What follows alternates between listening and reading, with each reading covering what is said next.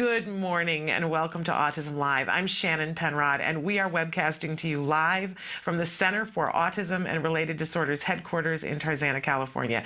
It's Wednesday and I love Wednesdays because we start our first hour with Dr. Doreen Granpeesheh for a segment that we call Ask Dr. Doreen, and in the second hour we have Let's Talk Autism with Shannon and Nancy. Nancy Allspaw Jackson will be joining me in that hour, and we've got a lot of really exciting things to talk about during that hour and a wonderful guest that we're going to share with you. But first, before we do anything else, I want to remind you that this entire show is meant to be interactive. We want you to participate by sending in your questions, your comments, your suggestions. Even if you just need a place to say something so that you feel that you've been heard, we welcome all of that. We want to interact with you. Emily is starting to show you some of the different ways that you can interact with us. I'll remind you that our homepage is autism-live.com. When you go there, you'll see there are a variety of different things you can do, including check out our blog. But there's also a desktop. On the desktop, there's a computer screen. If you click on the triangle on the computer screen, you can be watching the live show or the most recently recorded live show. To the side of that, there are a series of white boxes. If you put your cursor in the box that says your question and start typing, you can hit enter and it will show up here on my screen. It's completely free and it's completely anonymous. We don't know who you are unless you tell us who you are. We encourage you to take advantage of that, but if you do want us to know who you are so that we can get back to you, please include some way that we can reach you, either an email address, a phone number, something of that sort. We will keep that private. We will not share that with the audience at home. All right. We really encourage you. You guys have been writing in through the weekend and overnight in anticipation of having Dr. Granpeesheh here, but we encourage you to keep writing in throughout the hour. Without further ado, it is time for Ask Dr. Doreen. Dr. Doreen Granpeesheh is the Dr. Doreen is an expert in autism. Doreen Granpeesheh. Dr. Granpeesheh. Dr. Doreen Granpeesheh. Dr. Doreen Granpeesheh is a visionary in the field of autism. Now you can ask her questions on Ask Dr. Doreen.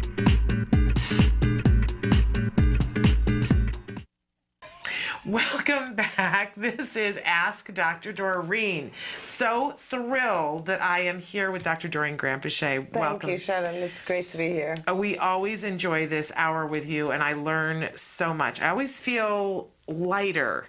So if you just would come with me always, maybe by the end of a week, I could lose 10 pounds. Do you suppose? No, it's a lot of fun for me too. Believe me. And we should say that you are truly an expert in the field of autism. Thank you very much. And as I always like to remind everyone, including you, you're a visionary in this field. Thank you. I appreciate it. You embarrass me every week. Well, that's the best thing I do then.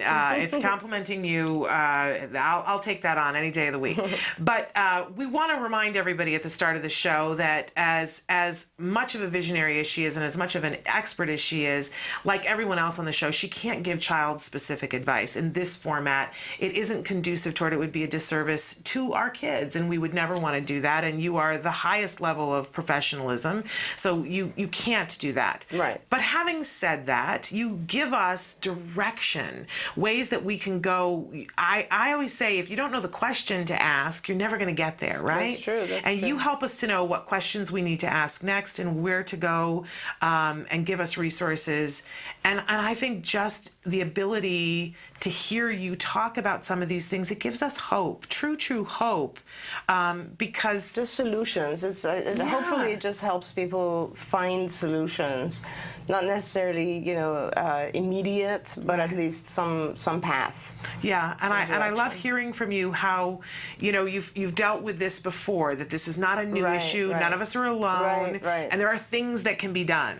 Yeah, definitely. That's something I can bring to the table for sure. It's like I'm beginning now to see kids, for a few years now, but you see kids that will be like, oh, this is the same as, Joey from 20 years ago or something like that, similar to, which is rare. It's really rare, but at least you've been down certain paths, or I have, with a lot of parents and a lot of kids, and so those are always educational for me. Well, it's a thrill to have you here. I want to get right into the questions today.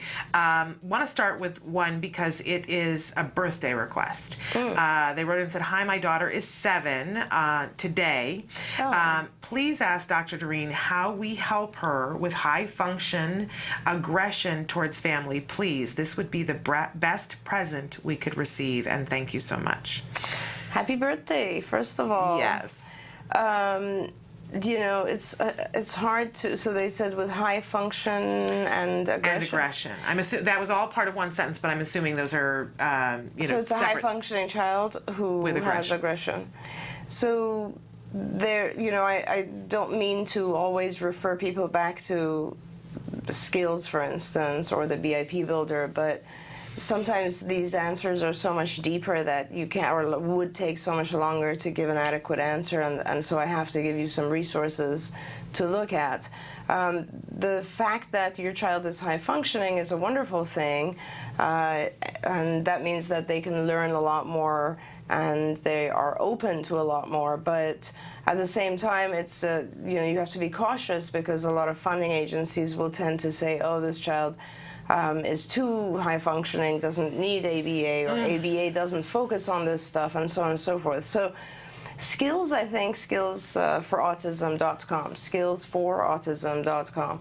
Skills is one of the best things I've ever done, which I think it just really helps the families that are, especially the families with high functioning kids, I think, because no one else really has a program or curriculum out there that really focuses on the areas of cognitive ability and executive functioning and high-level social skills and so on, and Skills does.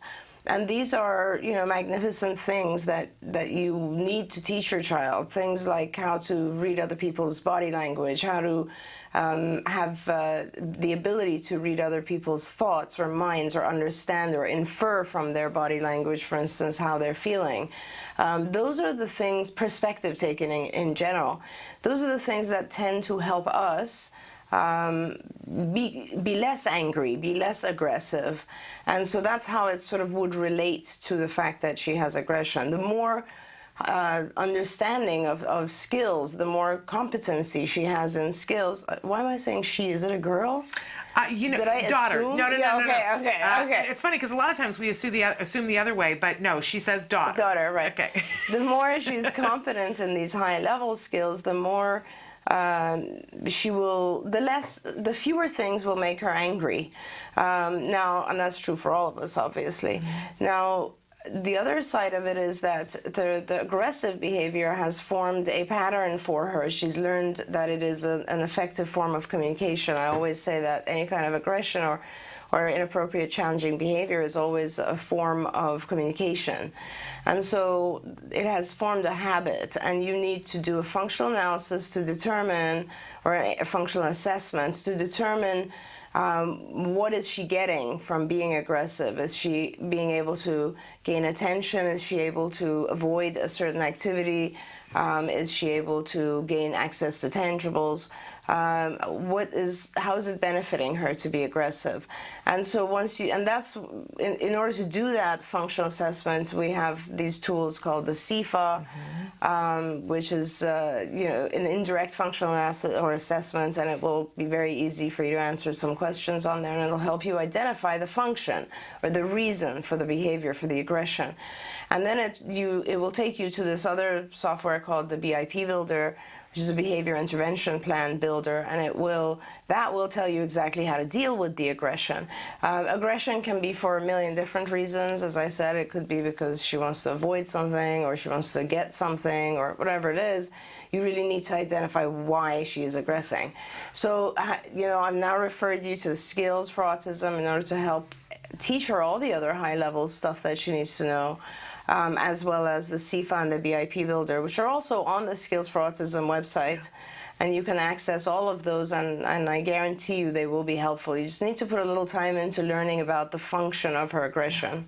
And all the behaviorists talk about function of the behavior. There's always a function of the behavior. A lot of times I say the paycheck, that there's some sort of paycheck for the behavior. There's some reason. You're tuning in. You're writing us an email right now. You're tuning into this show right now. So that's a behavior. Yeah. Why are you doing that? Because you want to gain access to something, which is an answer to your question, information. You're trying to gain access to information. And so if we respond to you, obviously your behavior will continue. If it's a helpful response, in the future you will write to us again. Okay. Yeah. If we don't, if we just ignore your response, it's likely that you will give up. And you'll say, my writing into them didn't work. It wasn't effective. Every behavior is that way. And so you can just think of it, when she does aggress, what is she trying to gain? Now, you also need to know that the same behavior, the same topography, aggression, could have multiple different reasons or functions over the course of a day or whatever, her life. So she could aggress today because she wants to gain access to something, and she could aggress tomorrow because something sensory in her environment is bothering her. Whatever it is. So the function is not necessarily the same function. Behaviors can have multiple functions, which is why it's hard to deal with them, which is why it's important every single time you want to deal with a behavior to identify the function first. Yeah, and I just want to say, too, that BIP builder is awesome. It is amazing, because I remember early days of autism, asking these kinds of questions. Tarbox. He did such a spectacular job with that. It's really amazing. And you think, oh my gosh, I'm going to have to go get a degree to understand how to intervene with my child. And that BIP builder just makes it all possible for you today. Correct. Which is really incredible. So again, skillsforautism.com. There is even a 14-day free trial of skills. And I believe that in that 14-day free trial, you still have access to the CIFA and the BIP builder. Right. So definitely check that out. And happy birthday. And please, would you do us a favor? And once you do check that out, we love to hear back when something works for you. Let us know how it goes for you. Okay. Now, we addressed this just ever so slightly yesterday, but I promised that we would talk with Dr. Graham-Pichet about this question. This was written into us on Monday morning. My son is 21 months old and was diagnosed with autism this morning on Monday. So my question is, what is the procedure to determine that? This is the first doctor we've seen. He does have a speech delay and other milestone delays, but not sure if I'm in disbelief. I don't know much of autism, never had the need, and I do want to educate myself on what to do to help my child, but I'm still thinking, could he be too small? Should I get a second opinion? Help, all in caps. New mom to this autism community, don't know what to do or where to start. I know. Oh God, I wish I could see you right away. Okay, here's some stuff. I'll try to not take up the rest of the entire show with this answer. It's pretty important. If I would say, if you need the time, take the time. You know what I'm saying? There's just a number of things you have to do, and I'm going to try to give you some resources here. Yes, you should probably get a second opinion, but don't let it hold you back and waste time.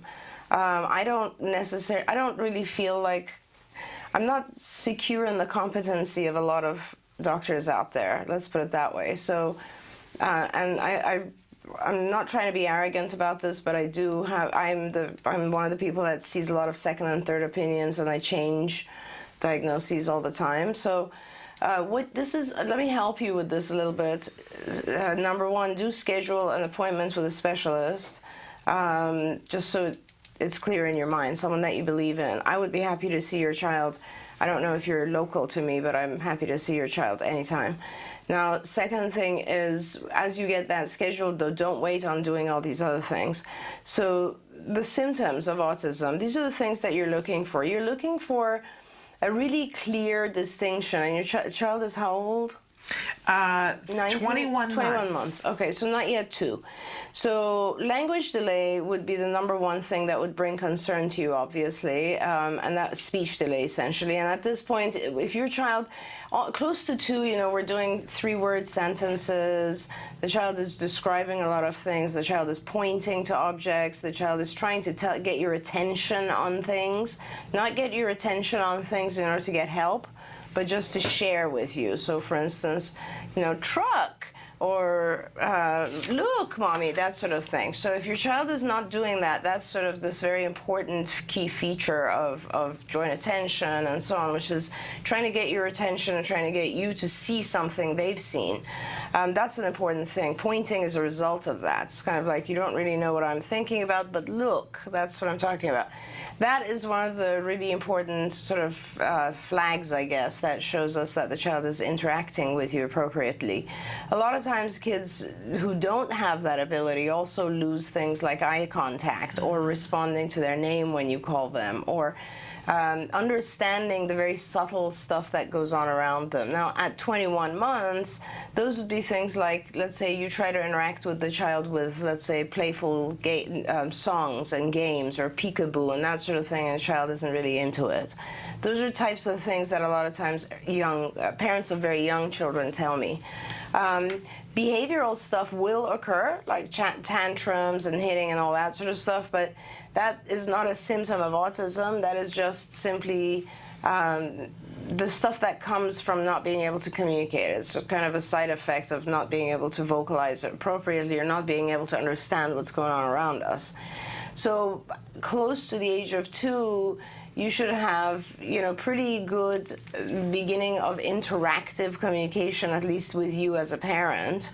And if you're not experiencing that, and there's a speech delay where the child isn't really putting together words enough, those are the main 2 red flags that you see. Repetitive behavior will also be a red flag. It'll be things like, turning the lights on and off repeatedly and looking at them. Opening and closing doors, lining up toys, body types of movements like motor mannerisms, like toe walking, or getting very, very upset if a routine is changed. Or, there's a million different things that are under the classification of stereotypy. So if those things are occurring, those are considered part of the symptoms as well. So it's sort of a series of symptoms. In fact, if you go online, you can look at the DSM-5 criteria, and they're listed there, and you can be, it's very hard for us as mothers. I don't recommend this to you, because even if I was to do this with my own child, and I've diagnosed thousands of kids, I would probably have a hard time, because we're very subjective, and we don't want to, we're like, does he, doesn't he, I'm not sure, that sort of thing. So that's why when you go to see a specialist, if it's someone who's seen hundreds and hundreds of kids, I don't really need to administer any kind of instruments. I'm pretty sure when I see a child, it takes me 10 minutes, and I can tell if the child's on the spectrum or not. The severity level might take me a little bit longer to identify. If you see a pediatrician, or someone who doesn't just see kids with autism, they're not going to be as sure. This is very new to pediatricians. I want to say this. This is very, very important. Pediatricians are beginning to diagnose earlier, which is good, because we want our kids to get help earlier. But at the same time, they're not experts in this. Yeah. So this is very important for you to know that you should be seeing a specialist, and most of the time specialists are going to be developmental pediatricians perhaps, or psychologists, and that's where I find the specialty.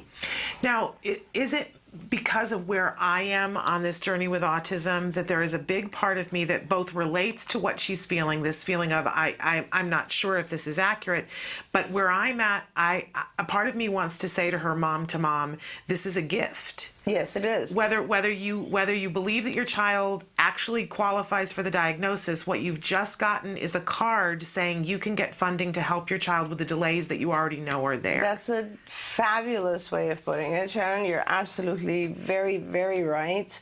I completely agree with that. I tell my parents at the very beginning, don't get too hung up on the diagnosis. Obviously, if your child's misdiagnosed, then it's important for you to know. But don't get hung up on the diagnosis, because, as Shannon said, this is a gift. You now have a prescription to get a whole bunch of people to come tutor your child and get help. Now, autism is based on a series of symptoms. You have to have all those symptoms. Let's say your child doesn't have all of them, but has a few, has some delay in language, has some delay in social skills, but not as much as is necessary for the diagnosis of autism. Who cares? Normally, you'd want to tutor the child anyway, and you'd want to have the best techniques and methods used to teach the child the things they need. That's ABA. So now you have this prescription. Go for it and get the things done, get the interventions in place, and start helping your child with everything that he or she needs. And, you know, in the meantime, you'll start to see so much progress right away with young children. That's inevitable. I mean, most of my young children like this do extremely well. And before you know it, whether or not the diagnosis is accurate won't matter. So this is a very important thing for you to go forward. And so let's talk about that for a second. There's a few things that I would like you to do while you're waiting on your second opinion. And those are, you know, I would really go see a physician who more or less specializes in autism. You can find someone like that on the MAPS website, or if those people are very difficult to see, and I wouldn't do extreme measures at all. If you see a physician who wants to do a ton of weird things, don't do it, because some of the physicians are a little bit, they're extreme. And you have a little guy. So what I would suggest is that you just want to get some blood tests and urine analysis, and what you're looking for are things like reactions to certain foods in particular, because you don't want, if your child, and you know, we refer to these as allergies, they're not really allergies, they're just the child's immune system responding in some negative form or not being able to digest and break down certain foods. This is true of most of us these days. All of us have something we're allergic to or not processing properly. We just move on and keep eating it because, you know, we can digest, we get through life. We're not getting nutrition from it. And so it's very important that you do identify the nutritional aspects of your child's diet. That is probably one of the biggest impacts areas for a child below the age of 2.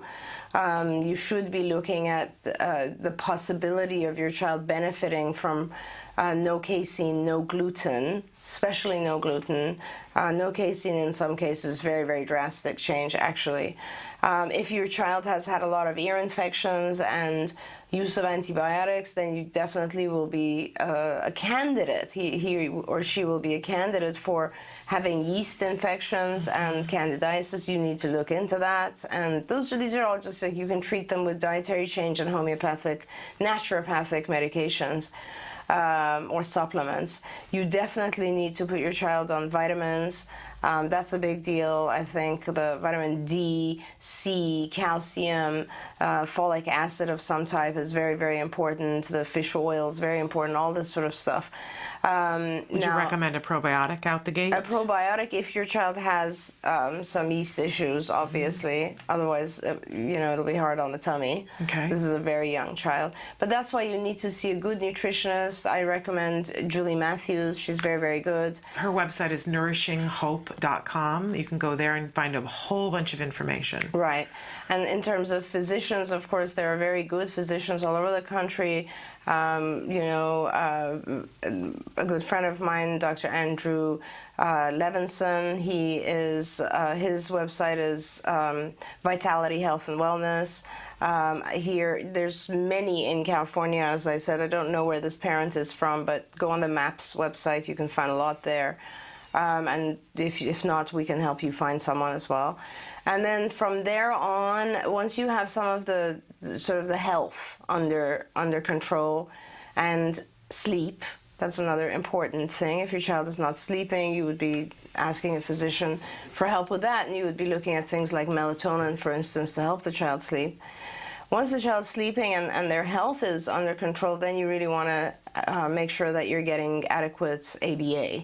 Now, with a 2-year-old or less than 2-year-old, a lot of people will keep throwing you around and saying he's too young, come back when he's 3. Don't do that. There's the number one most important thing I can tell you is get started right now. And I don't care who tells you to wait until he's 3. You will have wasted a year if you wait until he's 3. So please start now. When it's a very young child, the therapy is less intensive. So for instance, instead of doing 30-hour program or 40-hour program, you'll be doing like 15 hours of intervention per week. But also, and it will be much more sort of involved with play and fun and social rather than very strict. But having said that, I'll tell you, I have numerous kids below the age of 2, and we're doing pretty standard discrete trial stuff with them, and they're moving ahead very fast. Awesome. So don't waste time, get going on those things. If you want to educate yourself more, here are some things I can suggest for you. Go on these following sites. The Autism Research Institute is a helpful site. That's autism.com. That's a good site. A good friend of ours, Steve Edelson, who was here last couple of weeks ago. I think it was 2 weeks ago. Yeah. Has that site, and that's an organization that gives very good information out. Love the organization, love Steve and everything he stands for. And so please go there just to get some good information. I hope we have some good information on our site, centerforautism.com. Please go on skillsforautism.com. That's, I guess, before you go on skills, go on skillsglobal.com, where you'll learn a little bit about what skills is, the software skills. It's sort of an assessment tool. That's one of the great things you could do. If you go on skillsforautism.com and you have 2 weeks free, go on there and fill out the assessment, the index. Once you do the assessment, you will see what areas your child is behind on by age. So exactly what a 21-month-old should be doing. So that'll be very helpful, and you'll be able to see all the deficit areas that need to be taught. Go on IBT's website, which is Institute for Behavioral Training. It's ibehavioraltraining.com. Yes, ibehavioraltraining.com. There you will find a lot of information about just how to communicate with your child, how to train and teach your child yourself. What is ABA? What is autism? How do you deal with it? And so that's just informative small modules of training that will really get you going fast. The more you know as a parent, the more you will be able to be in charge of your program. This is the weirdest thing I'm going to tell you. As a parent, I tell you that this is a strange field. You will have to be ahead of every professional you see. I hate to say it this way, but you're going to have to be the captain of the ship, and you're going to have to, everything anyone tells you is going to have to make sense. If it doesn't make sense, go with your gut feeling. Unless a professional can sit down and explain things to you in a way that it makes sense, then don't do it. It's just that simple. A lot of professionals don't have a clue what they're talking about. That includes behavior analysts. And they will be throwing out fancy terms and trying to impress you. And please be careful and cautious about both physicians and behavior analysts and anyone who is not willing to sit and explain things to you in a way that makes sense to you. Everything we do, it makes sense. And I can explain the reason for anything to any of my patients. And ultimately, of course, it's your choice. The one thing that I don't let my patients decide on is things that I know they're just being afraid of. Don't be afraid. This is not a life sentence. You're very lucky. Your child is young. You've gotten information at a very early stage. You've come into the game at a point where there's so much info out there, so many parents that want to help. Just so much you can do. Go on autism-live's YouTube page. You'll see a series we have there called Mission Possible, and you'll see all of these little beautiful kids that we've had who've done extremely well, and their family stories. Go on Amazon and order our Recovered Journeys Through Autism and Back. Watch that movie. It's a 2-hour documentary, and you'll be amazed at what our kids can do. And so don't be disheartened, don't be afraid, just keep going and do these things. I'll amend one thing for the Mission Possible. Sometimes they're embedded in our show, but if you want to just watch those, you do need to go to the Card Inc. 1990 YouTube page. But they are sometimes embedded within our show because we show them here on a regular basis. But I I'm thrilled for you, because if your child was diagnosed on Monday and you're already talking to Dr. Doreen Grant-Pichet, you have great things ahead of you. I mean, that's a lot of information. I'm sorry. Yeah, you get to win that you're 2 days in, and this is the level at which you're hearing things. Take it all in, and you now have a recording of it. You don't have to get it all accomplished today, and we'll be here. You can keep talking to us. And you know what? The easiest thing, if you're anywhere close to any card office, just get into card. Yeah. I promise you, we all will take care of you and do all the things that I just went through. We will do them. Yeah. So. Wonderful, wonderful advice. We're going to take a break, and then we're going to come back with more with Ask Dr. Doreen after these messages.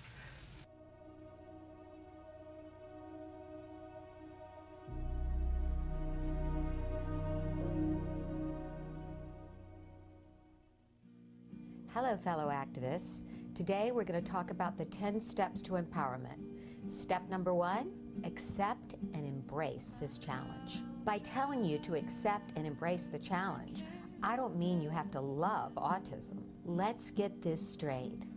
I love my child with autism, but I hate that autism stole a big part of his childhood.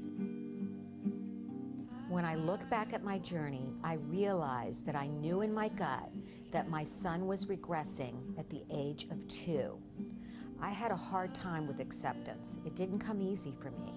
My denial may have stemmed from the fact that I didn't want to go through what my own mother had, raising a child with Down syndrome with no support. I even equated my mother's alcoholism with her being stuck at home with a disabled child. I didn't want that life for myself.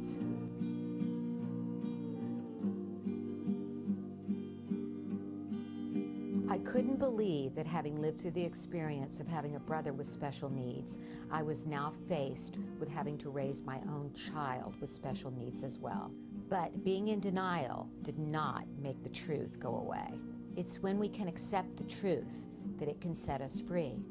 Until next time, stay strong and keep the faith. Welcome back to Autism Live and to Ask Dr. Doreen. In this segment, we talk with Dr. Doreen Grant-Pichet, a true expert in the field of autism, a visionary in the field of autism, and she answers your questions live. Now, we've had this question come in a lot recently. Is medical marijuana helpful? And in this particular question, the person is asking, is medical marijuana helpful for nonverbal autistic kids? Well, that's a big question. So let's look at medical marijuana as just a drug for a second. What does this drug do? So obviously, this drug will help reduce anxiety.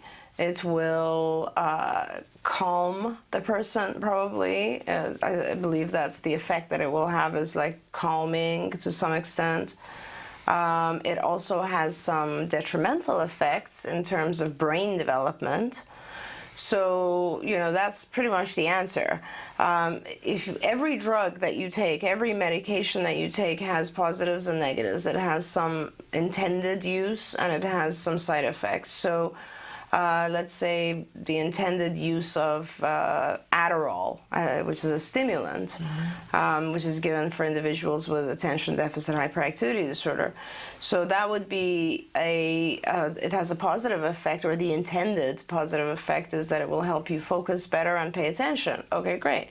On the side, it also is a stimulant. So, if you're, 75 years old, it's going to affect your heart rate. Even if you're a child and you have certain heart issues, it's going to be negative in that sense. So the same thing is true for medical marijuana. I think that parents who have, I'm a behaviorist, so I kind of feel that you can handle any behavior. And you can, behavior is learned, obviously, and I have often said this, but I can understand that some parents, when they have older children who have really ingrained negative behaviors that are just so difficult to get in control over, would be very inclined, those parents would be very inclined to try something like medical marijuana because it will calm the child. There is no question that it'll calm the child. The other area where I think that a lot of parents are using medical marijuana is in situations where there's pain involved. And sometimes we have children who have such severe gastrointestinal issues and pain that I think that I would probably do it myself if I had a child who was like, you know, had lost half their body weight and bloated and had severe inflammation in the GI tract, and nobody could figure out what's causing it or how to stop it, and they had 10 times a day diarrhea. I mean, I think people sometimes outside the field of autism don't realize how severe some of our cases are. And of course, in those cases, you're willing to try pretty much anything to give your child some level of comfort. So, you know, you have to balance it out, and you have to say, what are the benefits versus the downside? So, you know, the downside is obviously you're not just calming the child's activity level or behaviors, you're also reducing the growth of the brain and the blood flow in the brain and all this sort of stuff. So there's a downside to using medical marijuana with children, just like any other person would say, I don't want to give my child an SSRI or this or that or any medication because it's a child whose brain is still in development phase. Well, it makes sense. The same thing applies here. You know, what were those commercials we had years and years ago? I think your brain on the egg frying on the this is your brain and this is your brain on drugs. Drugs, yeah, and that's a big consideration. That's something you really have to think about: is how's it affecting the growth of my child, the brain of my child, and so those are the issues that I have with it. But I don't judge parents who have chosen to use medical marijuana because they feel their child does better with it. You know, we are all parents trying to do the best we can with a disorder that we don't know yet what the etiology is, and we don't know from inside how the child is feeling. So, you know, that's sort of a long and short. I think you would have to really analyze what your child's particular symptoms are and whether or not you want to go that path. There are many other things you can do before that, obviously, you know.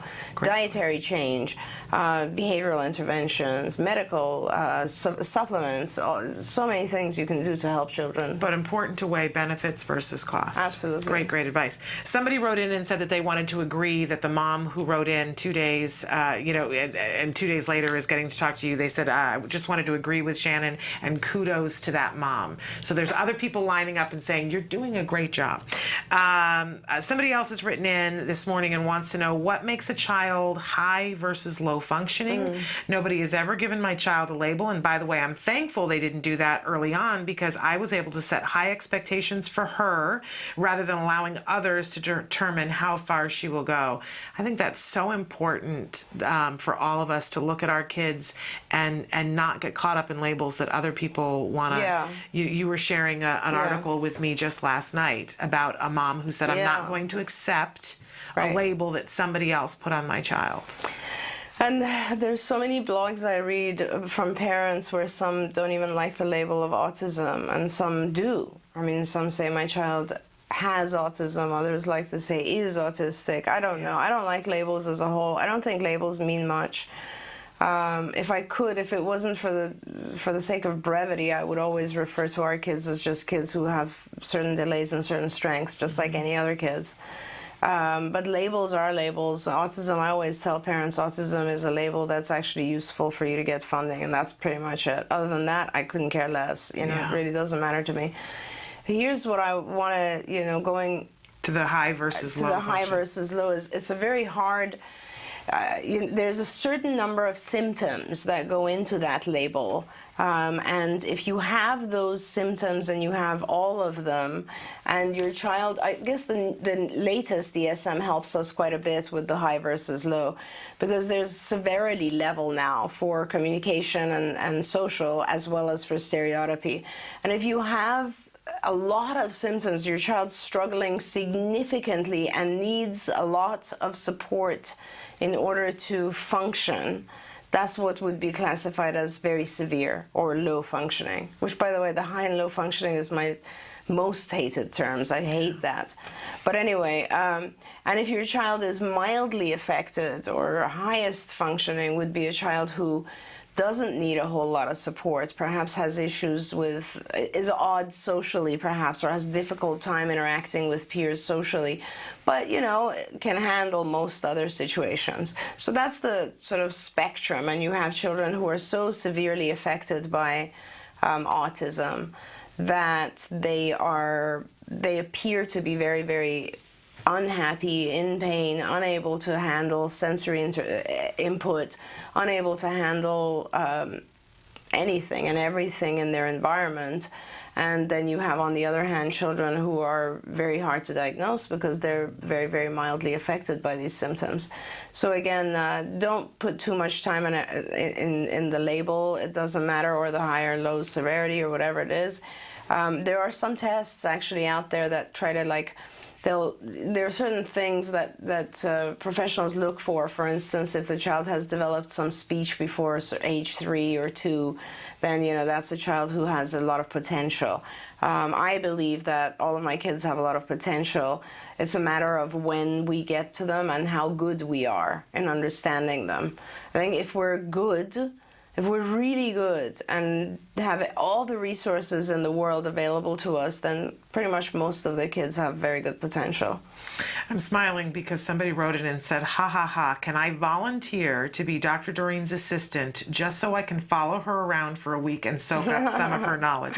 I think we should auction that off. That's to awesome. Follow you for a day. You hate your life if you followed me for a... Well, you'd be tired. I know you'd be tired at the end of the day. Honest to God, it'd be so tough. But I understand and appreciate the Thank sentiment. You. Yeah, that's very nice. I think there'd be a line of people who would want to participate in that. Something to think about for some time to auction off. Love Maybe that. for Act Love Today.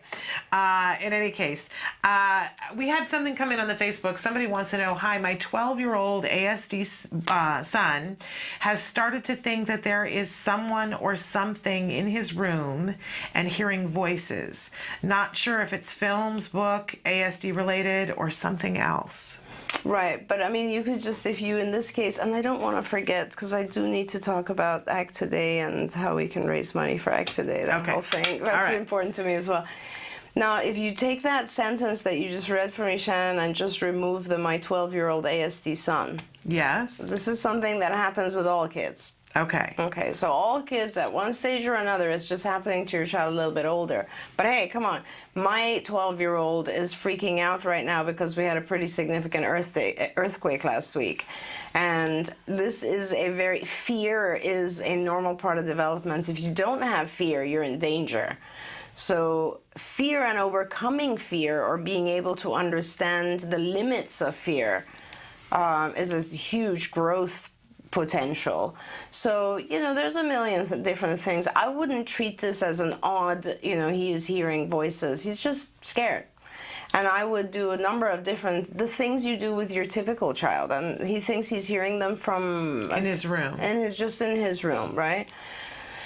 And any other information before I can give some suggestions? Or just he's hearing voices? She's not sure if it's films, books, or ASD related, or something else.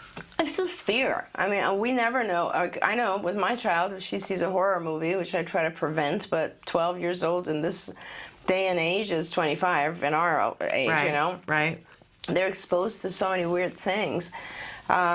So even commercials sometimes are scary. So kids are exposed to stuff, and then God knows what they're exposed to on the internet. So what I would do is, it's going to be harder for you to find out from your child. Maybe their communication is not able to help you. But this is, the number one treatment for fear, obviously, is desensitization, systematic desensitization. And I've always talked about this in relation to fear. What you do is you just take you teach the child something that is contrary to the fear reaction. So, for instance, you teach the child calming, relaxing behaviors, such as breathing exercises, meditation. This will really depend on your child. Like breathing breathing and counting is one that we teach a lot of our kids. So just like 1, and And just like really taking your time to breathe and slowly count to 5 or 10. Trust me, anybody does that, that's going to calm them down and distract them to some extent. And if you practice that and you teach your child perhaps to close their eyes and think of a beautiful place, whatever might be positive for your child. And I don't know your child's functioning level, so I apologize if some of this doesn't relate, but it might relate to other people who are listening. But anyway, you can always find something that is calming. This is why a lot of people eat when they're nervous or afraid, because food tends to be calming. I'm not recommending that, but I'm just saying we do a lot of things that are contrary to fear reaction, and they may be good things or bad things, but what they are, like sleeping with your parents, that's something that is it's contrary to the fear reaction, because there's safety involved. It's not necessarily a good solution, but it's a safety factor, and it's contrary. So you find something that is adaptive, like relaxation exercises, meditation, breathing, etc. Just visualization. Visualization is very strong and powerful, being able to see something that is positive. And you can start with actually having a visualization that's nice. Like, for instance, start with, let's say, have nice calm music, sit and read a story to your child, wrap them in a blanket, things that might feel smells. Smells are very, very good, like the smell of lavender, or things that your child might associate with safety. And then you will gradually pair that positive, relaxing stimulus with higher and higher levels of the fear-evoking stimulus. So the first, you said they hear voices in their room. Okay, so that's probably the most fear-evoking, or perhaps the most fear-evoking would be a person in their room that's a stranger. And the least fear-evoking might be they hear a voice, but it's a familiar voice, and you're with them. Okay, so mom is with me, and I hear the voice of someone else or something. I don't know. So, for instance, what I would do is you could get TV sounds and play them in the background while you're with your child reading a book, maybe having a cozy moment. And then you'll have you'll set it up so that you're with your child having a cozy moment, and then a tape recorder goes off suddenly, so it's more of a scary thing because it was unexpected. And then you'll comfort your child and teach them how to calm themselves and show them that it was nothing and it's just a tape recorder. And you essentially can take that higher and higher. I mean, you could have someone actually hide who's a known person, like the dad or something, and come out, and then let your child be sure that, oh, it's nothing, it's just So you make it just like any other child. You make fear become not fearful, by pairing it with a positive experience and by allowing your child to see that it's not real. Fear is usually associated with imagination. So if you can replace the imagination with something that is more positive, then it will tend to go away. You've reminded me, right now we have a meditation. We created a meditation, a 10-minute meditation for parents that are feeling overwhelmed. Wonderful. And it's on our blog site, and you can download it for free right now by clicking on the blog, and it shows you how to download it. And perhaps it's something we should make a 10-minute one for kids. Yeah, absolutely. Because I rehearsed it with Jem. That's a great idea. And he loves it. That's a terrific idea. I love it. We'll roll that out that here. down too. Okay, she's keeping a list for me. And before we go, can I just make sure meditation for kids? So yes. Just do that. I just want to say to our viewers, please, if I just realized that, first of all, from now until the end of March 31st, if you use Amazon, what is it? Which version of Amazon is it? So if you go on Amazon, I have to look this up because this is very important to me. Exciting. Our other organization, my other organization is ACT Today, Autism Care and Treatment Today. Nancy, who will be on shortly, is the executive director for that organization, and we have an opportunity where if you shop, I think it's Smile Amazon. I'm not sure, but it is Smile Amazon. which is Amazon Smile, all one word. Smile. And if you go on there, obviously it's access to Amazon, but it's a special division of Amazon that will donate to charities.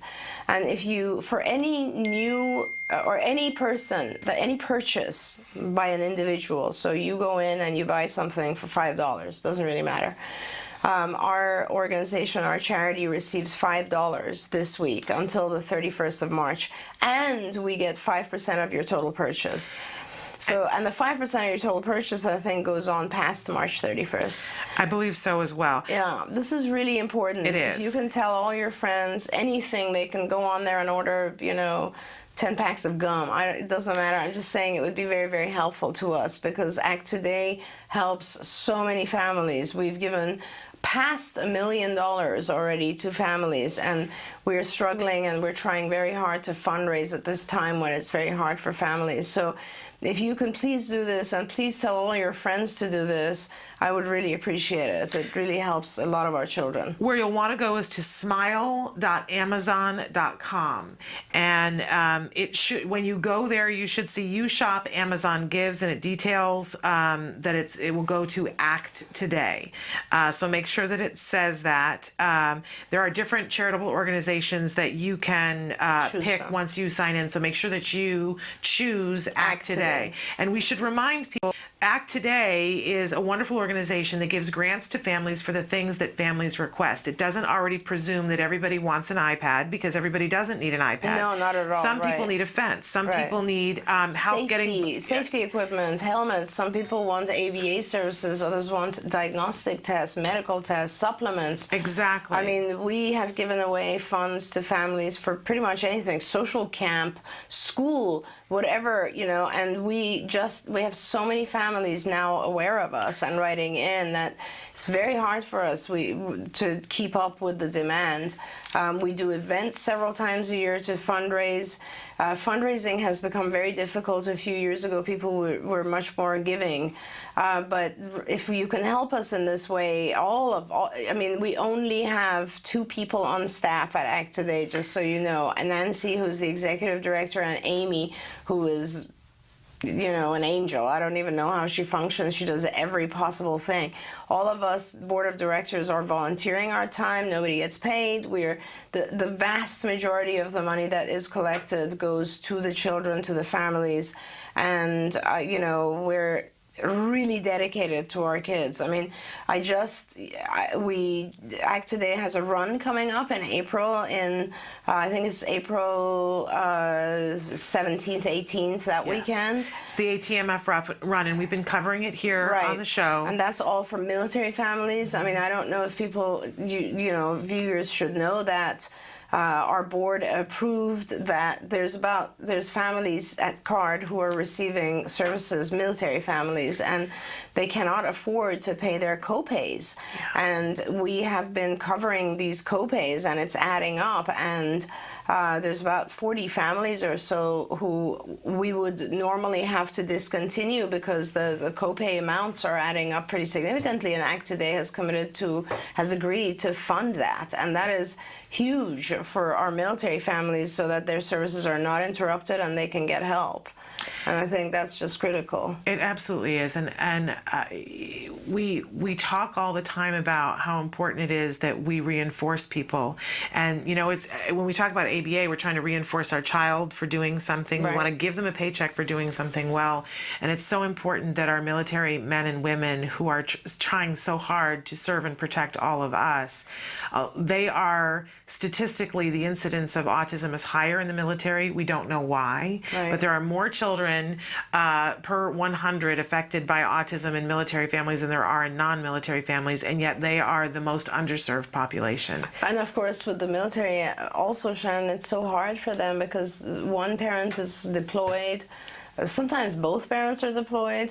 They move around every few years because the military would transfer them. I mean, it is tough. It is very tough for the military kids. For me, it's a question of honor, that we need to honor these people. Absolutely. It's important that we level the playing field and get help and support to all of our families. Right. But there should be no last on the list. That's it should right. be equal. That's right. And right now, our military families are last on the list. That's right. So Act Today is helping to level that playing field. And so if you're going to buy something on Amazon, and heaven knows you can buy anything on Amazon, smile.amazon.com. Yeah. Between now and the 1st of April, you really can make a difference.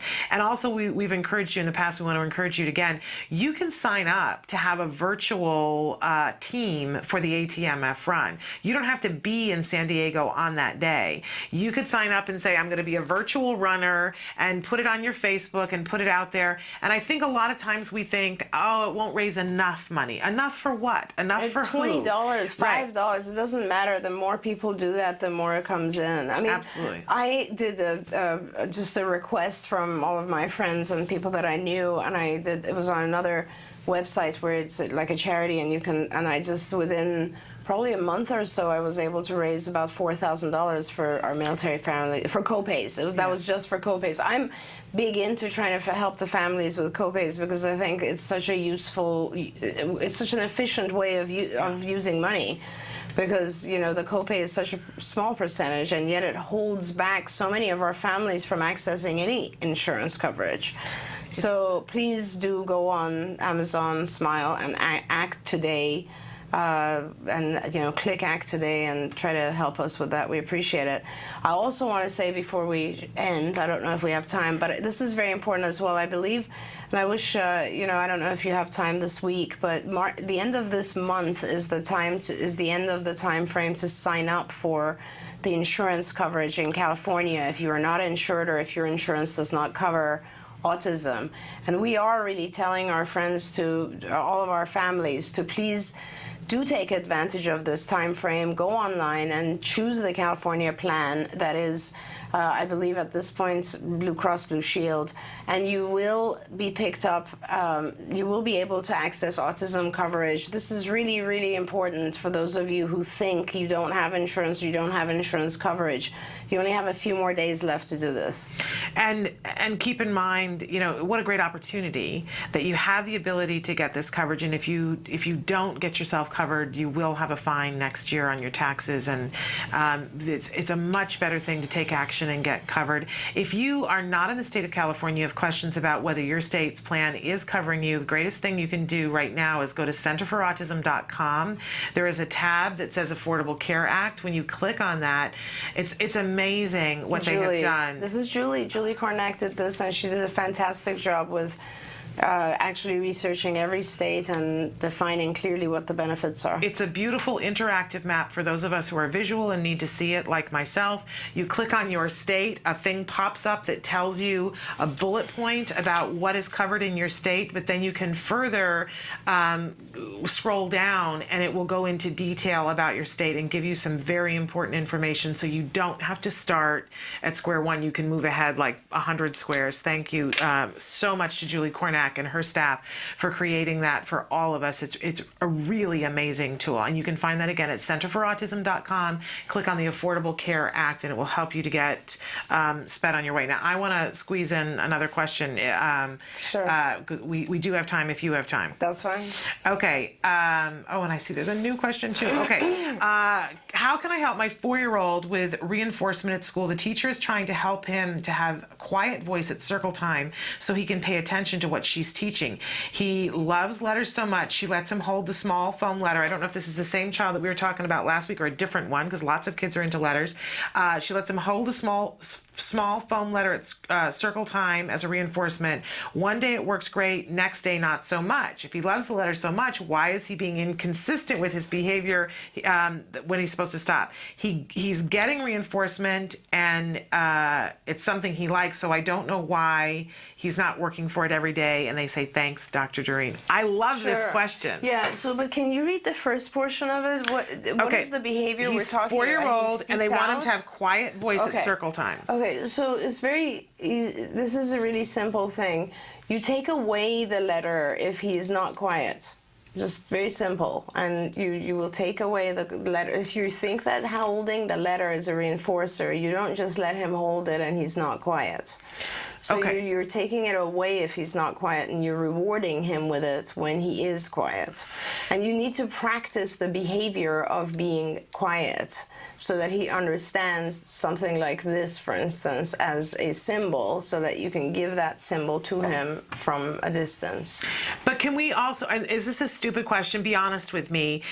We talk a lot of time on the show about doing preference assessments because I don't want the same thing every day. You don't know. And well, the kids who are heavily invested in numbers, then that's he going to be probably a does. reinforcer. Okay. But All right. you should test that. Shannon has a very valid point. It's a preference assessment. It might not be rewarding to him from one day to the next. You need to be able to offer him multiple things and see what is the thing he wants that will help him stay quiet. But not to be confusing, the behavior you're trying to work on is quietness, being quiet, and the reinforcer is letter or anything else that is reinforcing. So you identify the preference object, the reinforcer, and you can do it by forced choice where you give multiple objects and the child picks one, or you can just, as a parent, often we know what are the heavily reinforcing things, and so you will use a different thing every day.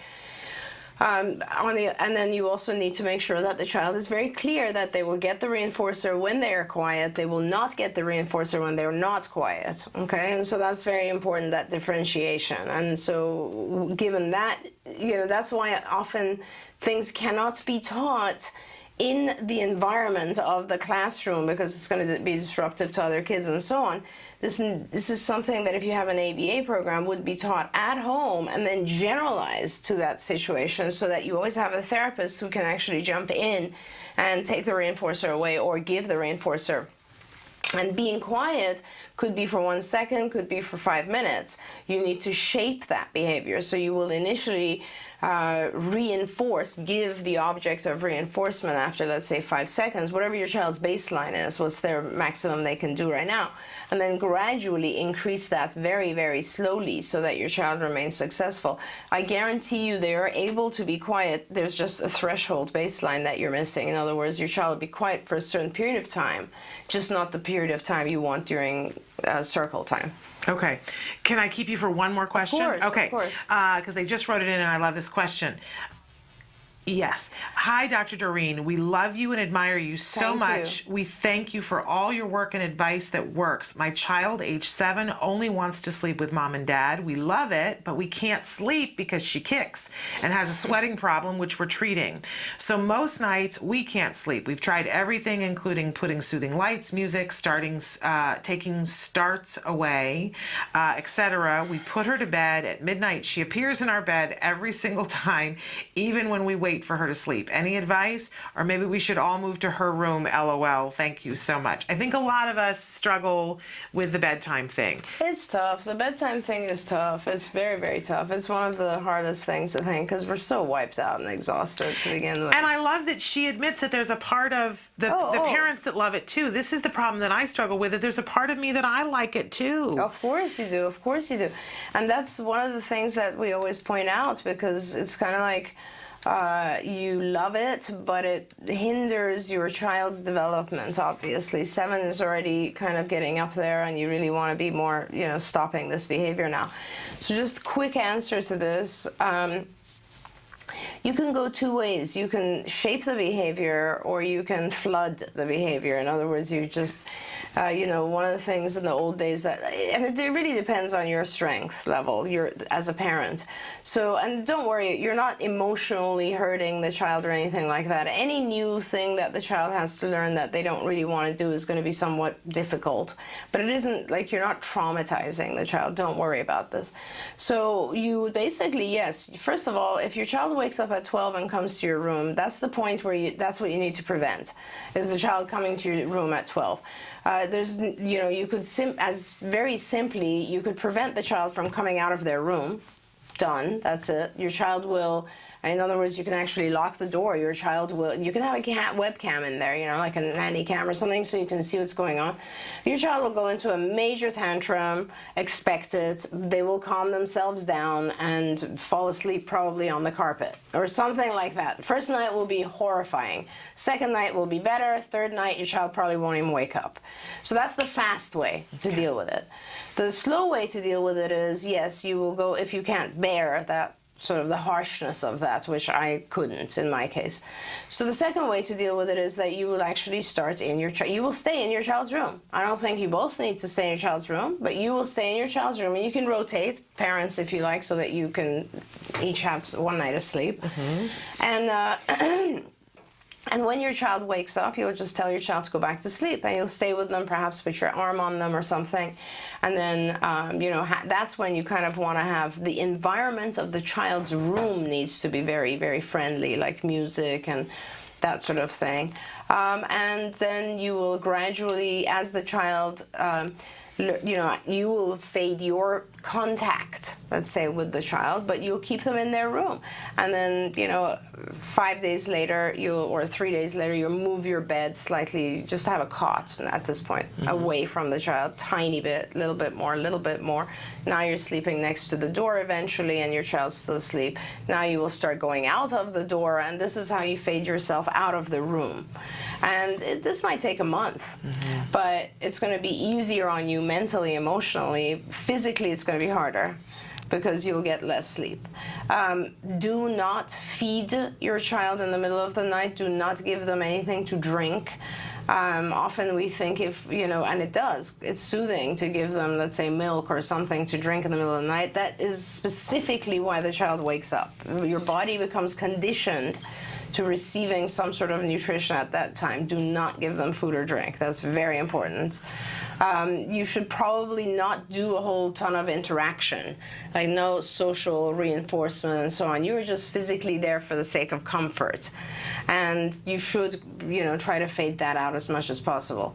If your child cries, this is a 7-year-old, it doesn't matter. Don't worry about this. They will get used to it. Ignore it. Don't start freaking out or responding if the child's crying. Just say, go to sleep, go to sleep, time to sleep. That's all. And just keep it very minimal. Great advice, and I think Tough. a lot of us desperately need this.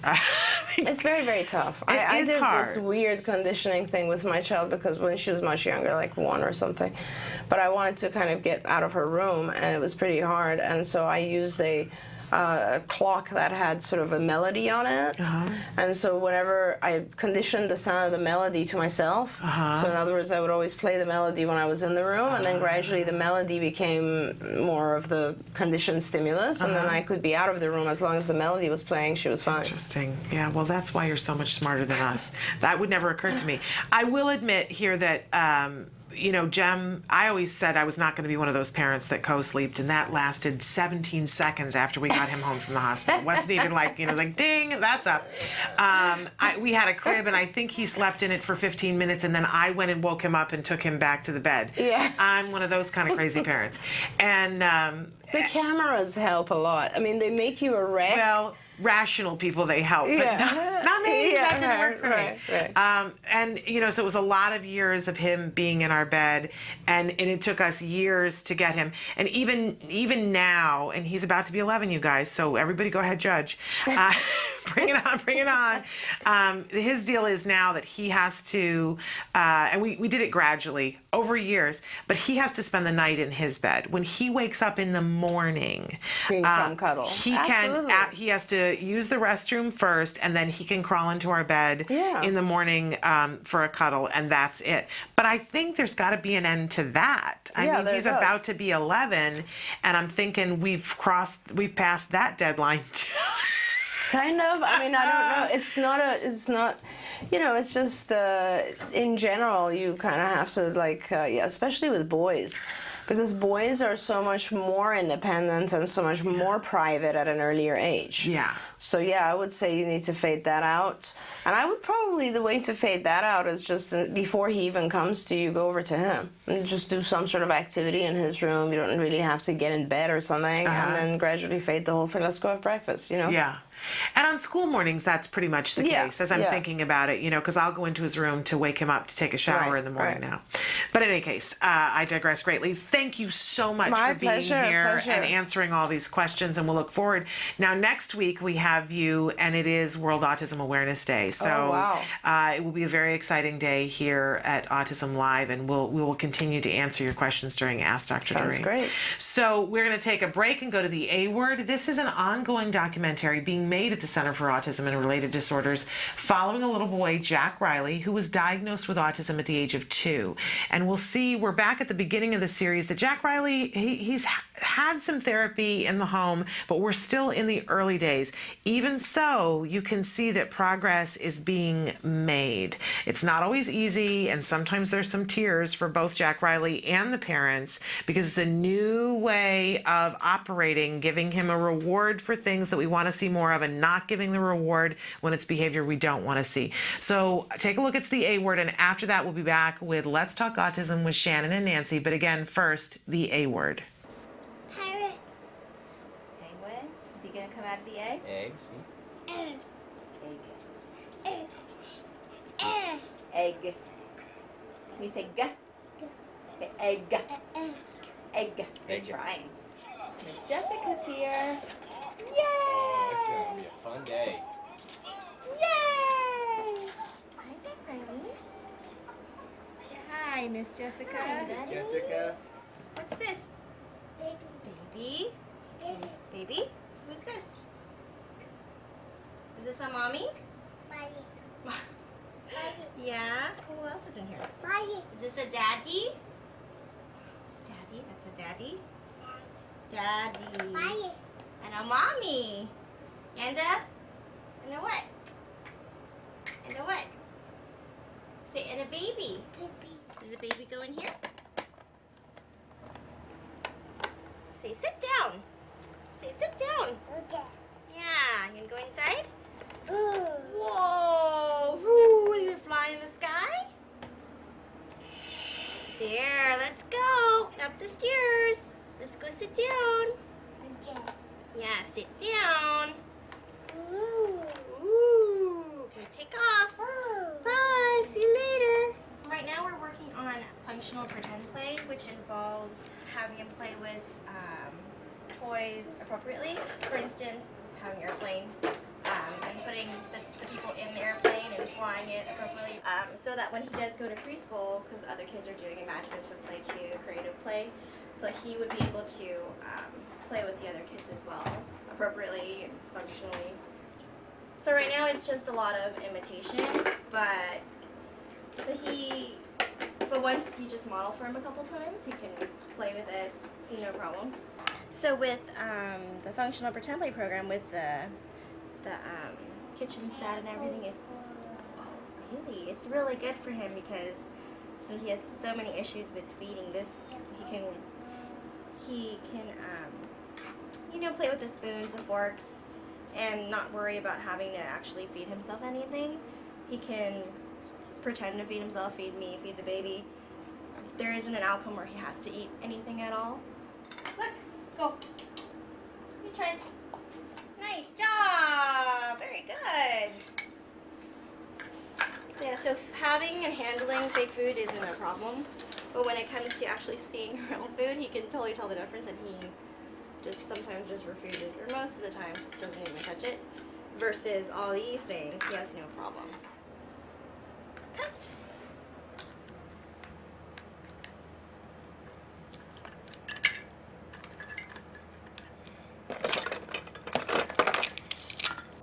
Good job. You want to peel the orange? What is this? Say orange. Orange. Here, peel it. There you go. Nice job. His mom has been having children shoot themselves, like brushing their teeth, jumping. And the other day, she showed me one where the kids were jumping. And he was watching it, and after that, he was actually jumping and imitating them too. And he actually got air, which we've been working on for a couple weeks already. When he sees the kids actually talking to him, he wants to do it even more. So these are made by friends of yours? Yeah, they posted them onto his website called Watch Me, Jack Riley. And who came up with that idea? That was my idea because he likes to watch kids on TV. And he thinks it's all very funny. But we need to get them eating. And I think that will help him tremendously. Do you want to watch the kids jump now?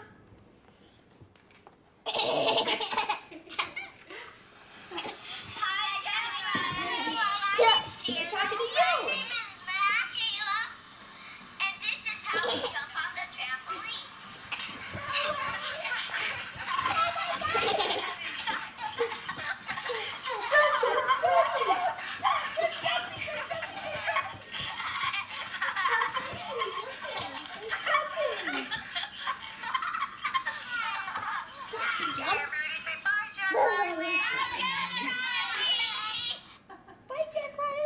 want to watch the ABCs or do you want to watch jumping again? ABCs or jumping? Jumping. You made that clear. A,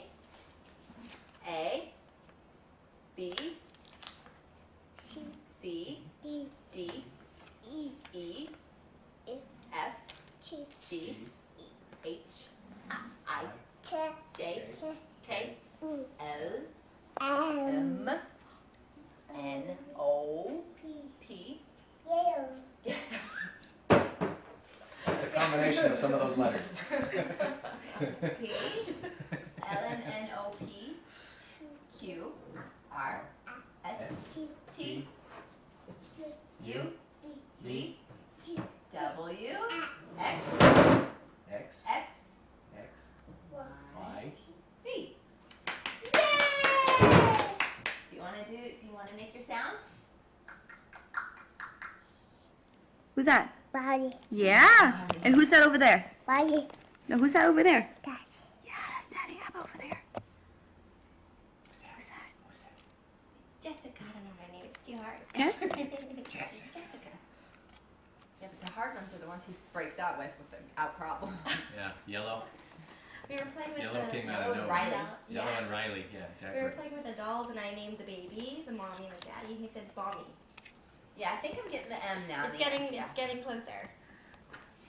I have him say It's milk not in the morning, not the start and word, now I'm huh? just starting with instead of, because if I say milk, he'll say ba.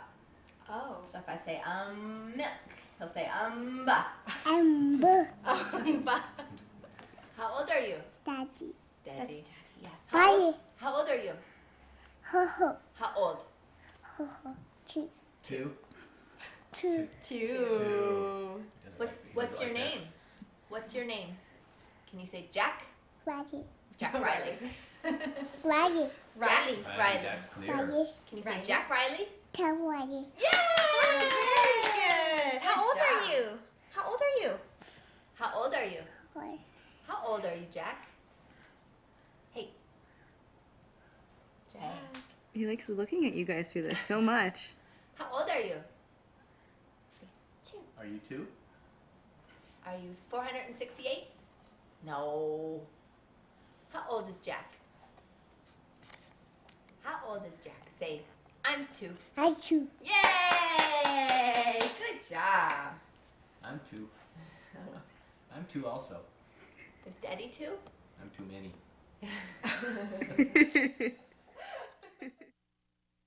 Good morning and welcome to Let's Talk Autism with Shannon and Nancy. I'm Nancy Alspaugh Jackson. And I'm Shannon Penrod. Good morning, my friend. Good morning, and I apologize we're starting a little bit late because I couldn't stop asking Dr. Doreen questions. So thrilled that and we're plus here. my car wasn't starting, so I had to get my husband's car, and I made it quickly. You know, it's like the universe though was converging because somebody got their question answered because I was Good. being compulsive about it, and we Always. finished just in time for you to be here, so it all worked out. That's great. As I find that it frequently does, even when I think it's not going to. I agree.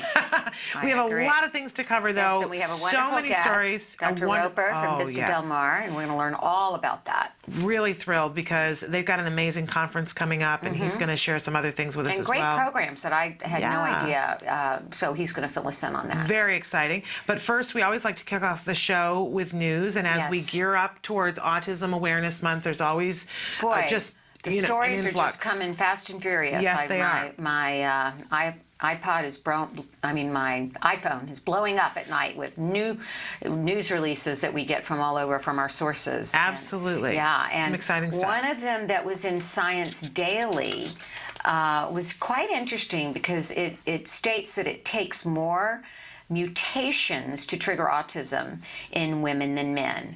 And that may explain why men are 4 times more likely to have the disorder.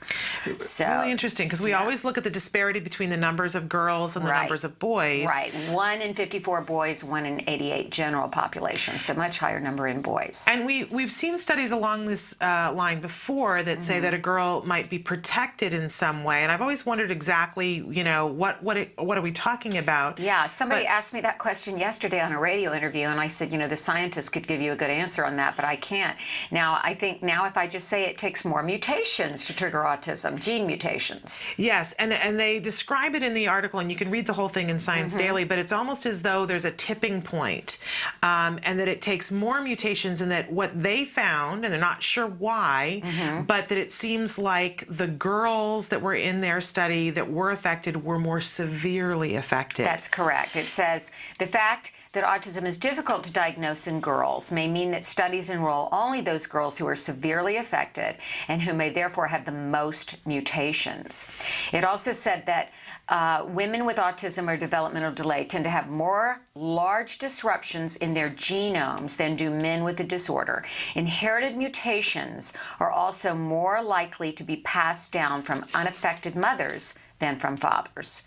So this is all, Yeah, in really fact, interesting. one of the places here that I marked that it's that 70% in the study of the genes that had mutated were given hereditarily through the mother. 70% of the genes that were affected, which I thought was a pretty huge number. Interesting what this one geneticist says. Females with autism also carry slightly more rare mutations that change a single DNA nucleotide than men do.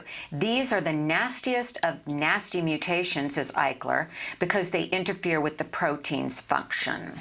But again, they don't know whether it was just the girls who participated in the study, but in their study, the girls there were far fewer girls that were affected, but the ones that were, it was much more severe, the mutations, and the effect that it had upon their daily life was much more severe. Right. They call for more studies to be done, and to look at whether they can get girls who are higher functioning that aren't as affected to participate in more studies. They feel that those girls might be out there, they just didn't see them in the study.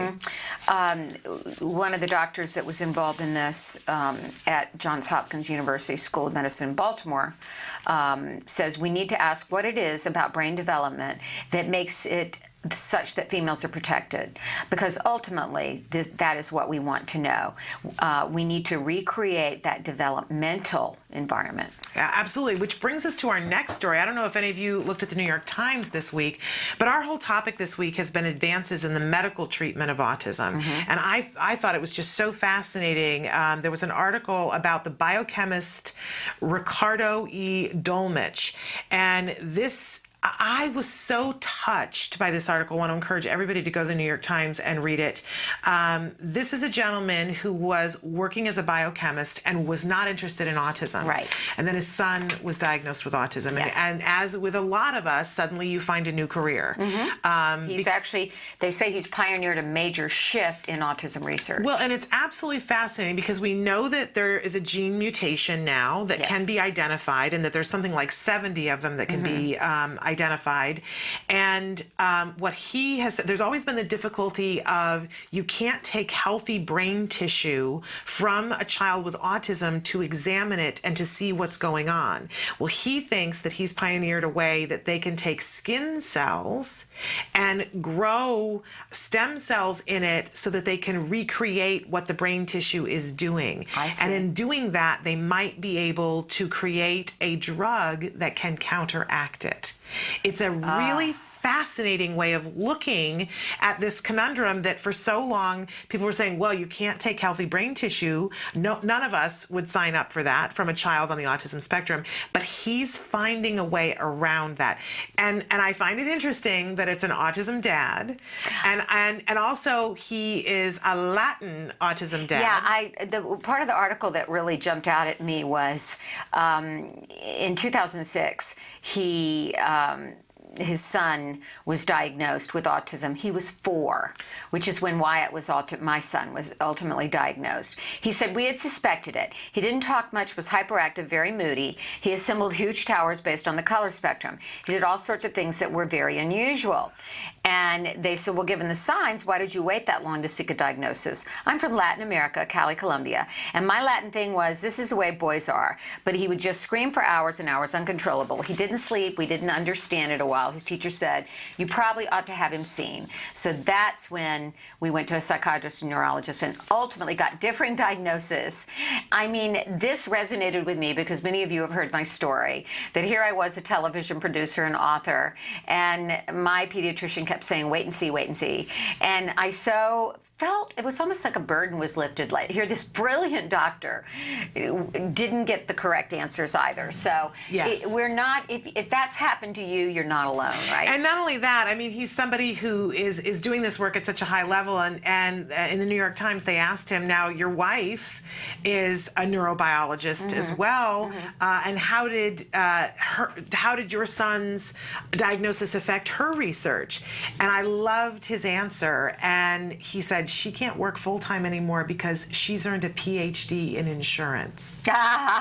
Like we all have. Right? And he said... and she's probably a practicing attorney as well, but like we are in our own lives. His quote was, even when you have good insurance, much of what your child needs isn't covered. You need behavioral help, special help to train the child in language, social skills, everything. So I'm a big fan of this gentleman. He's thinking outside the box, trying to help us, and being honest in the meantime about what it's like. I think that's very healing. He's one of us, and in the meantime, he's coming up with some great leads that could actually end up giving us the keys to unlock. Absolutely. And they are looking, by the way, for families on a regular basis to participate in these studies. And all it requires, from what we understand, is skin cells. Okay. And how they're getting those families is on Facebook. Oh, okay. Do we have anything of how to contact them? You know, we don't, but we're going to reach out to their people and find out where on Facebook so that we can tell all of you and you can participate in these, because they're trying to develop a database. Maybe we can get them on the show. I would love that, because obviously, and find out a little bit more in layman's terms about this work he's doing. Yeah, absolutely. Because sometimes it goes woohoo. Right. Oh yeah, right over my head, like the floor. Okay, another one that you and I, it's sort of a hot button topic for us. There was a Dutch study that came out in the Journal of Autism and Developmental Disorders that said that in a Danish program, is the prevalence due to more awareness? This is the gist of the question that they are asking. And it says that Danish doctors are diagnosing more girls, teenagers, and adults with the disorder than they did in the mid-1990s. This was a 16-year study published, as I said, from Denmark. And they looked at the prevalence, and they said that between 1995 and 2010, nearly 15,000 people received a new diagnosis of autism. During that time, the incidence of autism overall increased from 9 diagnoses per 100,000 to 38.6.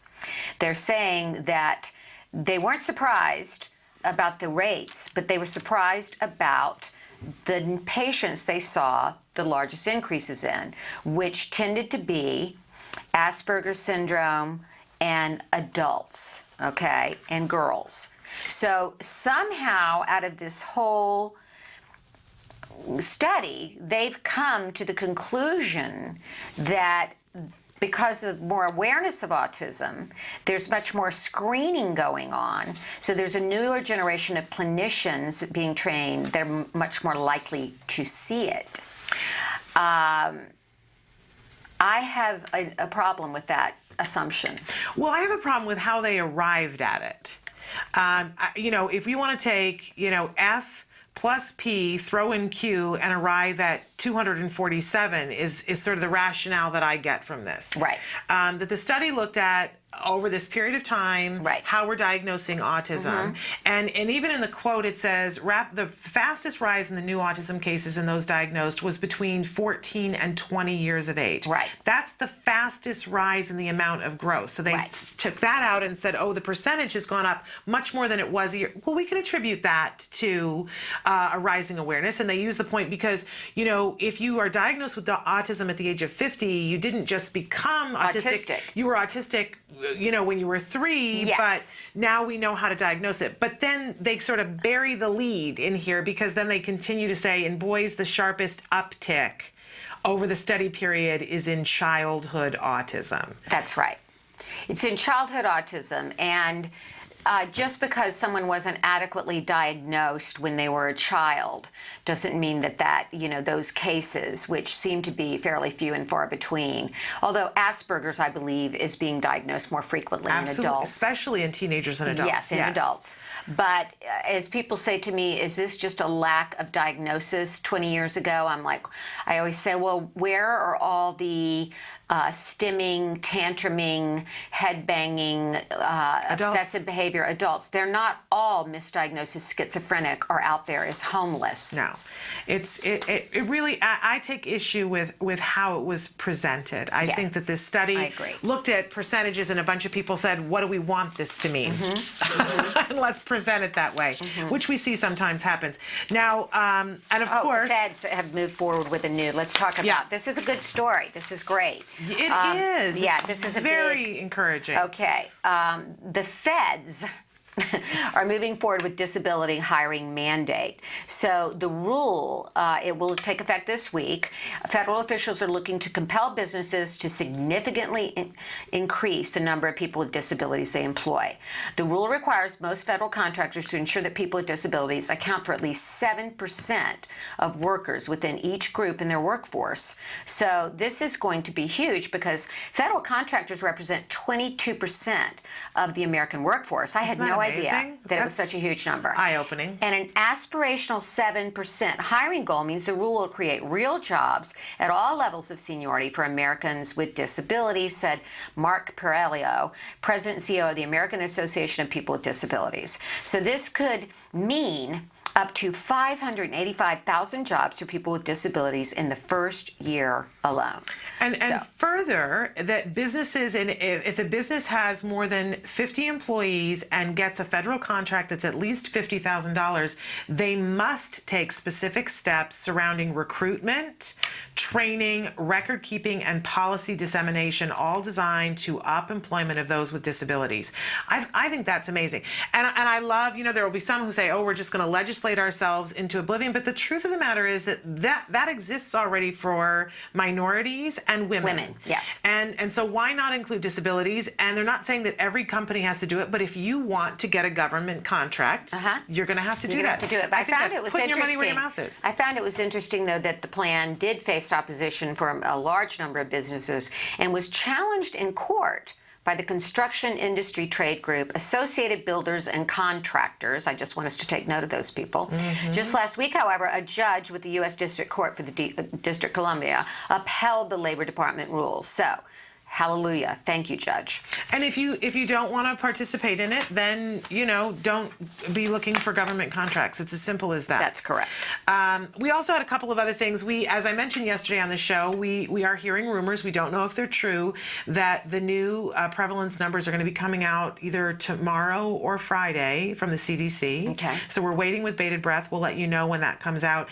And we did have new legislation that has been proposed in the state of California that I think is worthwhile to mention. We've talked before on the show that we're huge fans of Senator Darrell Steinberg. Yes. And there is a new bill that they're proposing, SB 1176. We just were covered on the show that there was a big hearing about whether this autism insurance reform bill is actually working. Is it actually making families? And a lot of people spoke, and including Dr. Doreen Grant-Pichet, about where there were gaps, what could make it better. This is one of the fixes, that it would place the responsibility of tracking out-of-pocket expenses on health plans and insurance companies. Apparently, for a lot of families, there is a very convoluted process where they don't know what they're responsible for. Imagine a therapist coming to the door and you not knowing, have I met my deductible? Am I going to have to pay this? Right. Am I over my maximum? And it has all been on the consumer, and they have been liable for it without notification. And in cases of families where English is not the first language, it has been overwhelming. And This I can would also resolve it. tell you that one of the big programs that we have at Act Today, which is, of course, Act Today for military families. Many of those families are in dire need of making their copays and unable to do so. And the consequences for military families when they don't make their copays and go into collection is that I believe, and I don't want to misstate here, but they are charged with a crime and they can end up in jail. We have several hundred families right now. We're waiting to fund copays to their insurance companies that are military families, and that's why we need donations more than ever. I know I'm going to be really, hitting the stump this month in April and asking people to donate to Act Today so we can help some of these military families. I mean, these families have served. Yeah. Come on. They have kept us safe. The reason we're sitting here safe and sound today, and we can't help their kids get the right therapy for their autism, I think it's shameful. It's not acceptable. And we want to encourage you, as we were talking last hour, go to smile.amazon.com. When you go there, you have the ability to pick a charity that you would like to benefit. You can pick Act Today from now until April 1st. And when you do, a percentage of your sale goes directly to Act Today, which is an amazing, amazing thing. Smile.amazon.com. And you can go to our website, act-today.org, find out about all our activities. Of course, we've got the great run in San Diego. You can join it virtually, so help us. So we've got a great guest. I think we're going to learn a lot from him. Dr. Brian Roper is the director of Vista Del Mar's Autism Center, and I learned new things about Vista Del Mar just sitting out in the pre-room here, and he's going to tell us about a great conference they have coming up. I'm really excited. We're going to take a break, and we'll be right back with Dr. Roper. Stick with us.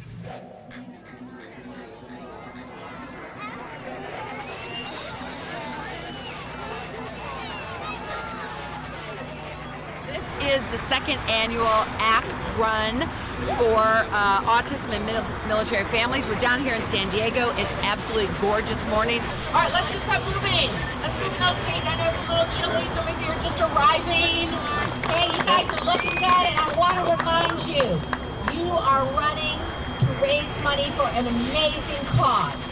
Our military families with a child of autism. You guys are heroes. Thank you. So are you ready to run? Go!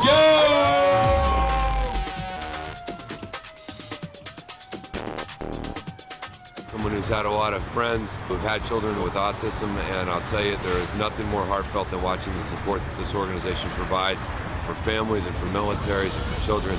Whoa! Look at this little silver bullet on the side. He's gonna win it. Oh my gosh! Tackle him! Way to throw down a killer personal best, of course, on your Act Today 10K. See, look at that. That is a serious commitment to no limits racing. A lot of times you hear things about autism, you're hearing about people trying to find a cure, but what happens to the people who are living with it daily with their children? And Act Today supports them with grants and funding for a helmet, for example. They say in the lifetime of a child with autism, you can probably expect to spend about $3 million. So Act Today helps out with those things. 1 in 88 military families have autism. That's entirely too much. We have an autism epidemic. It's almost impossible for families to get the care and treatment they need, particularly the military family, who moves on average every 2 years. Oftentimes they have a parent deployed. Their children do not get the care and treatment they deserve. I hope all of you guys enjoyed running today. We're extremely humbled to get to be the title sponsor of this great event, and it's going to grow every year. We started off as a small company with a big vision, and a few years later now we've donated over $750,000 thanks to generous support and generous marketing from our charitable partners. All right, here we go. On 5, 4, 3, 2, 1. This is international. Beat mega radio smasher. I had the time of my life, and I've never felt this way before. Yes, I swear this is true, and I owe it all to you. Oh, I had the time of my life, and I never felt this way before. And I swear this is true, and I owe it all to you.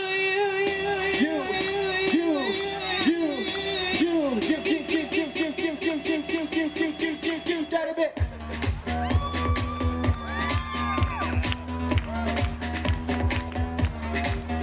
That a bit. Hey, hey.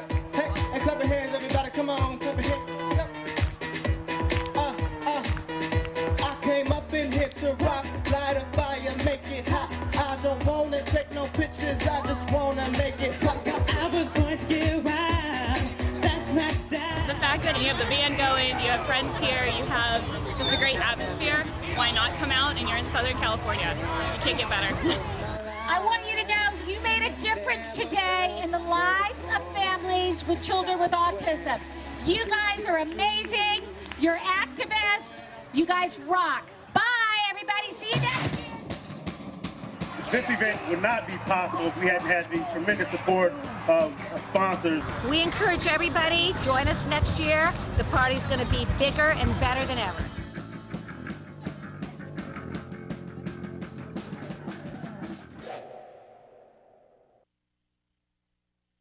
We are back with Let's Talk Autism with Shannon and Nancy, and we are joined by Dr. Brian Roper. Dr. Roper is director of Vista Del Mar's Autism Services and Center. Welcome, Dr. Roper. Thank you so much for having me. I appreciate it.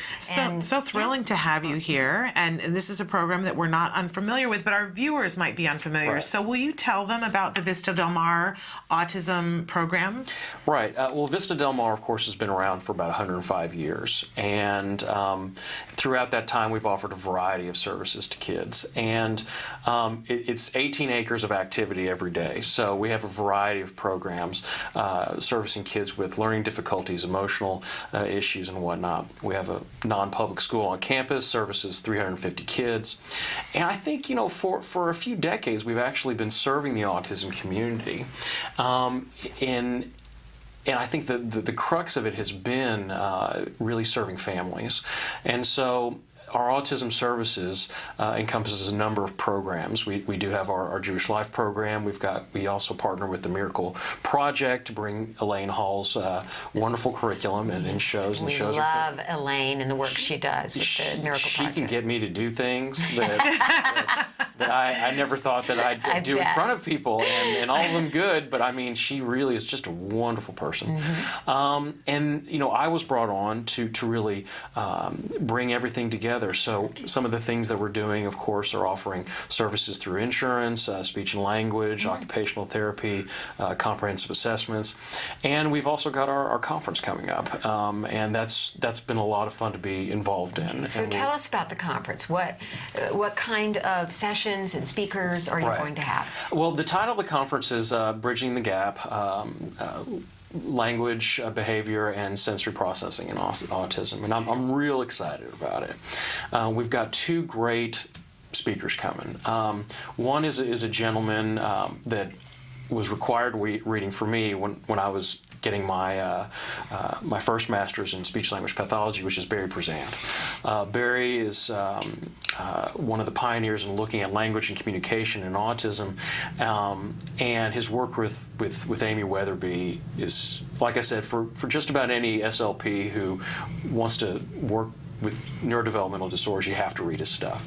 Okay. And so he has something called his SCIRTS model, which is really a relationship-based model. Mm-hmm. It does use a lot of positive behavioral supports, but it really emphasizes bonding with the child to encourage communication. And more than anything else, I want to give folks an opportunity to really honor this man who has made such an impact on the autism world, and also not only his advocacy, but his clinical work and his research. Okay. And really excited. And then the other person we have coming is someone I'm friendly with.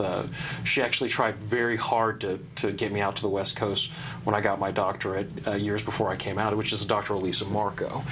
She's a pediatric cognitive behavioral neurologist at the University of California at San Francisco. Mm-hmm. And she's been doing some things in the world of autism that I think is really prescient. I think it's really one of those things where she's such a dear person that she sat down and she listened to parents. She said, okay, let me see what I can do. And so what she's been exploring are functional imaging studies on sensory processing. I mean, for decades, moms and dads have been coming saying, listen, there's something going on. My kid, he can't stand high frequencies, but he has no problem putting his ear up to the speaker when the bass is all turned up, or putting his hands over his head, his ears with loud noises, or being really, really responsive to tactile stimulation. Mm-hmm. And I think especially the world of occupational therapy picked up on this and started addressing it.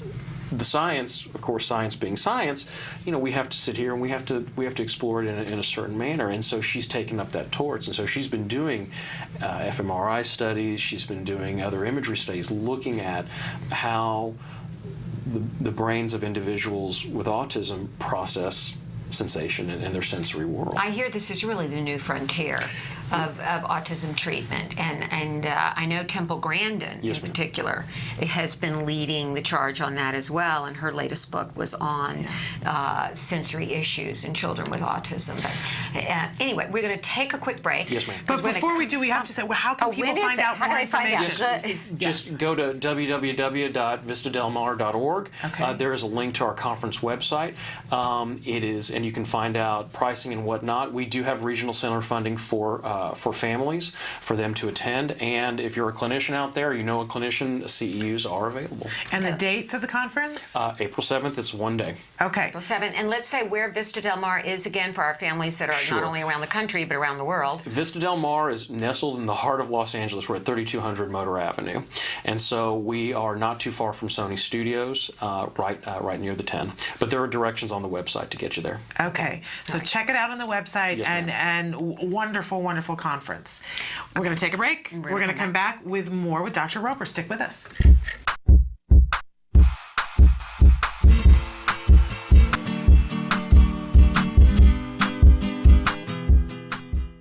Hi guys, welcome back to Smarty.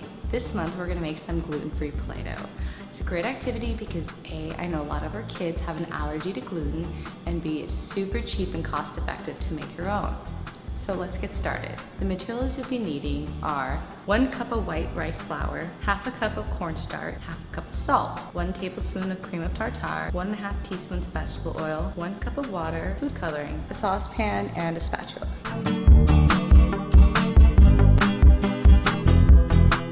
So as you guys can see, I'm in my kitchen because I'm going to be using the stovetop to make the Play-Doh. First what I'm going to do is I'm going to take my pot and fill it up with all the dry ingredients, okay?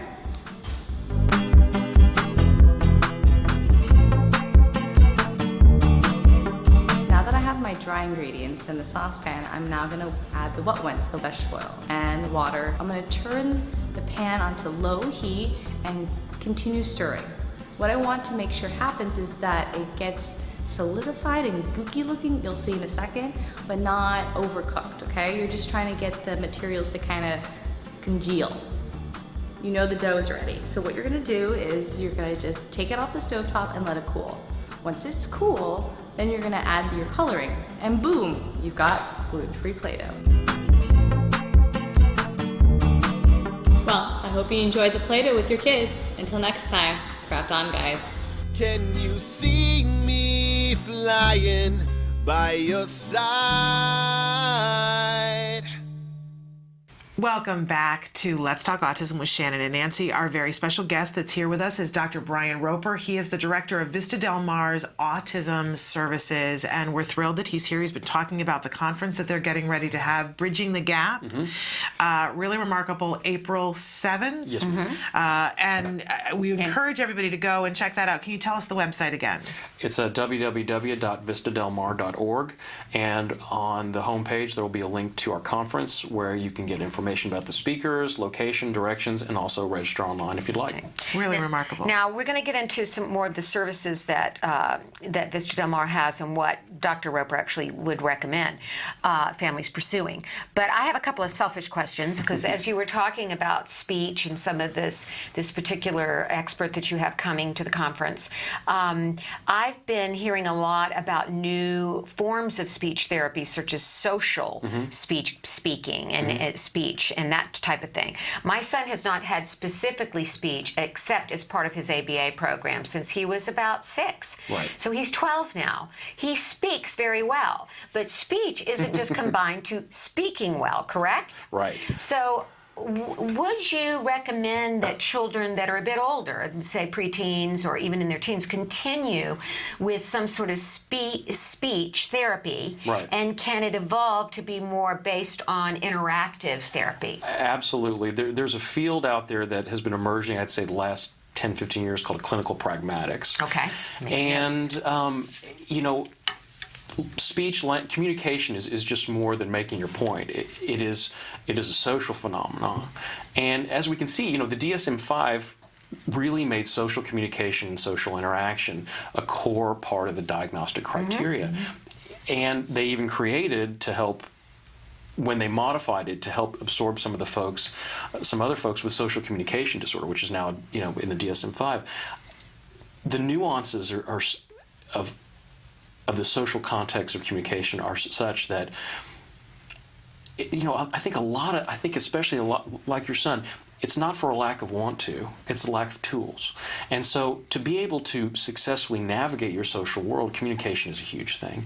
My recommendation, I really believe that even preteens and teens can continue to benefit from speech and language therapy, working on things like semantics and pragmatics, and employing these types of social linguistic strategies so that they can function independently.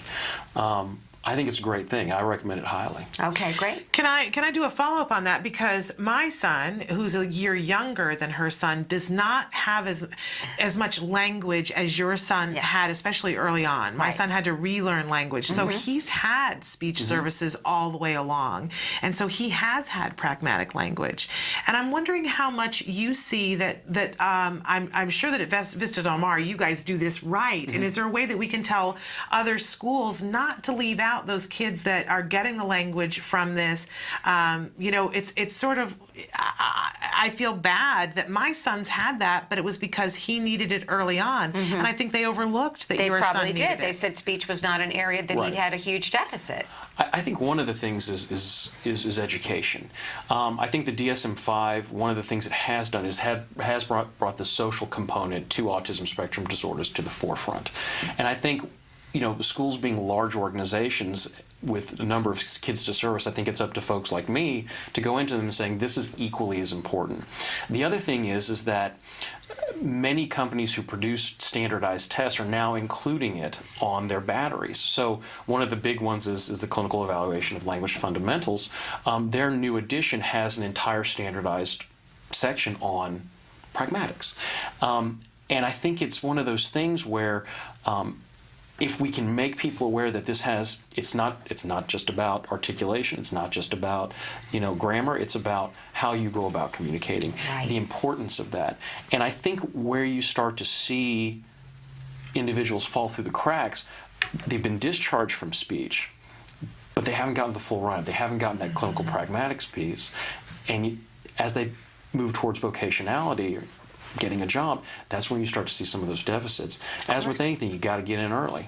And I think it's a perfect opportunity to educate not only teachers but administrators that this is as vital a part of communication as making the correct sound or putting a sentence together. Okay, that's very important to know.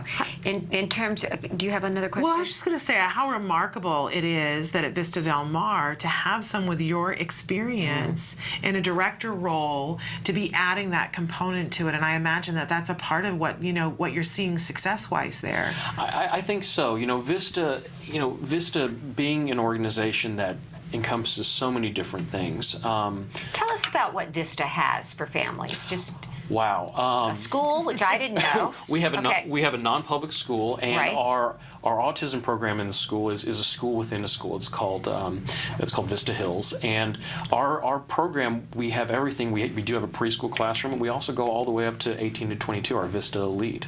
And how do families apply for this well, school? It's a non-public school. We contract with I think 12 to 13 school districts. Okay. We have a wonderful person at the helm who has been a great advocate in our education program, and it much like an individual can be recommended to a non-public school. It's the same going through one's district. Okay, going through one's district. We've got our school. We have our outpatient services, which provides psychotherapy, and so folks can go there and have their emotional needs met. Yes. We have a Rice Davis Child Study Center, which has our PEDS program, which is psychoeducational diagnostics, which also has a pre- and postdoc fellowship, and we offer a doctoral degree. Wow. We have adoptions, we have home safe and wraparound, and we also have 2 residential facilities where young people live and go to school and whatnot. Yeah, they have an adoption program. Well, we'll have to talk about that. That's, yeah. That I'm not as well versed. Well, but you can give her the right contact, I'm There sure. we go. It's a pretty remarkable place Yes, ma'am. where you make remarkable things happen. We try every day. And not the least of which, you have Elaine Hall Yes, working ma'am. there and doing the Miracle Project. And we've had her on the show with some of her students before, that they do some, for people who aren't familiar, we mentioned this yesterday, Coach E, as Yes, she's known, yes. was the person behind Autism the Musical. I think everybody's more familiar with that. right. Does a remarkable Oh, yeah. theater A program program there. with individuals who are on the spectrum, and it really is life-changing for a lot of those kids, giving them that outlet to be able to express themselves in that way. Now, I had another question. Go for it. Jumping back into something that Dr. Roper was talking about earlier, which is the sensory Yes, ma'am. issues and integration. If we have a child with some of these severe sensory issues, Yes, which most of us with children on the spectrum have. For example, my little boy is terrified of fire engines, which is due to a very unfortunate situation where he was placed in a preschool that did have an autism program, but when the fire trucks came to visit, they forced him into that fire truck, and he will never forget it, okay? So that's one of his issues, and there are many others. What is the best recommendation for parents if they don't feel like the program they're getting, either through their school or if they're in a private school and they have, let's say, non-public provider for their behavior therapy? What's the best way to work on some of these sensory issues with a child? Who are the best professionals to turn to? Well, I think there's a variety of things you can look into. I mean, of course, the field of occupational therapy has really kind of led the charge on sensory integration therapies and sensory integration programs to help kids. You know, how I put it is modulate their arousal. You know, I think my mentor and doctoral advisor Marcel Kinsborn said the first thing he told me about autism is at its core it's a disorder of over arousal. So our threshold is here, their threshold, and they're always jumping out and jumping over. So I think that, you know, with insurance, and it's an imperfect system, but with occupational therapy being considered a medically, you know, an allied health field, there are opportunities to connect with the right clinician to address those issues. I also think it's really important, you know, just for people to be sensitive and to understand, I think on a behavioral level, when a child is reaching that point. You know, we often hear about things like repetitive behaviors and movements, and these are at times manifestations of anxiety and arousal. I think one has to, in the field of education and in clinical work, has to respect that and understand that. Much like, unfortunately, they forced your son into a fire truck. My daddy was a fireman, so it's stressful, and so was my grandfather. I was too scared to do it.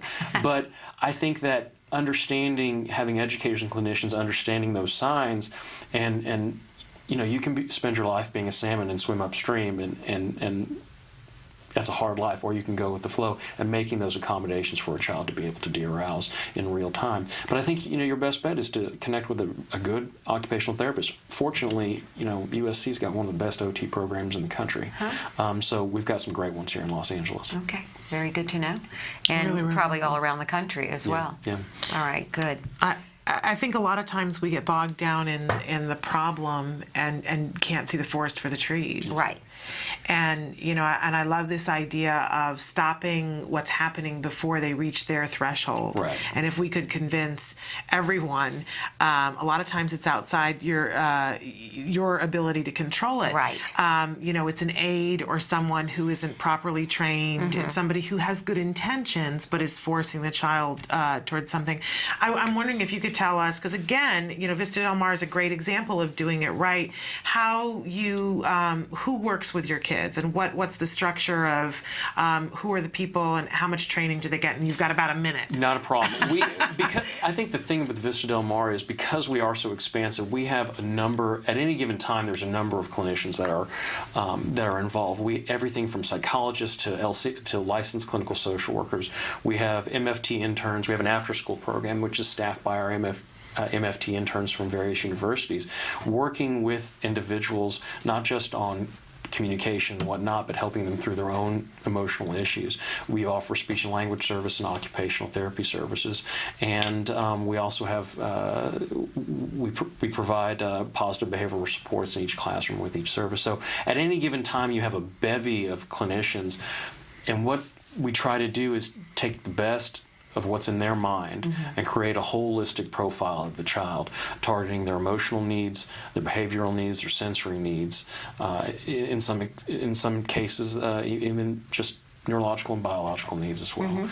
And that's really the approach we take, and it pervades how we interact with kids on the spectrum, and also helps reinforce our commitment to addressing this as a whole and as a family. A whole family Absolutely. disorder Take care of really the that whole. affects every family member. Well, we hope that people take note and that they look at your program and learn from it. And come to this conference. Absolutely. Okay. We're completely out of time. I want to time. thank you for being here. Thank you so much, Dr. Roper. Very enlightening. Remind everybody that we'll be back tomorrow for Autism Live, and we'll have a special guest with us tomorrow. More on that on Facebook. Take a look there. Give your kiddos a hug from me. And give yourselves a hug from me. Bye-bye for now. Bye-bye.